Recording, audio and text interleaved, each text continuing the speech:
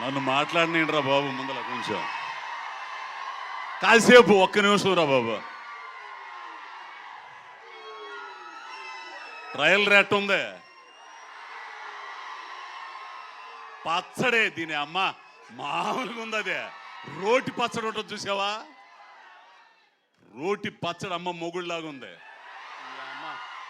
ఏమయ్య ఆయన ఏడే హీరో, అదిగో ఏ సాంగ్ అని అసలు మామూలుగా అంటే ఇది మునగశెట్టి ఎక్కీయటం కాదు.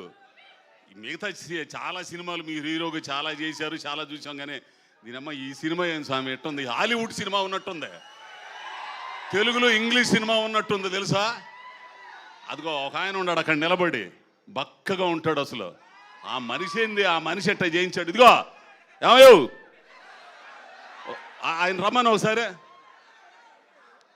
ట్రావయ్యా ఒకసారి. నువ్వా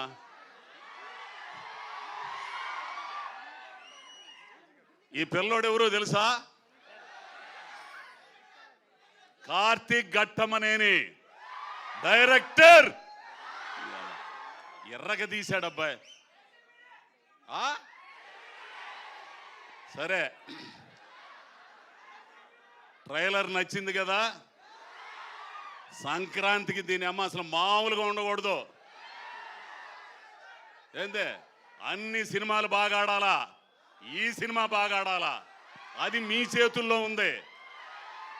ఏందే ఆయన ఏమన్నా రోజు రోజు కుర్రోడైపోతున్నాడు ఆయన అసలు, ఆ రవితేజ గారు. కానీ ఫస్ట్ టైం బాబు, ఫస్ట్ టైము రవితేజ గారితో చేయటం నేను ఏమో అనుకున్నాను. కానీ ఆ పిల్లోడు చాలా అంటే చాలా ప్రేమ గల్లోడు.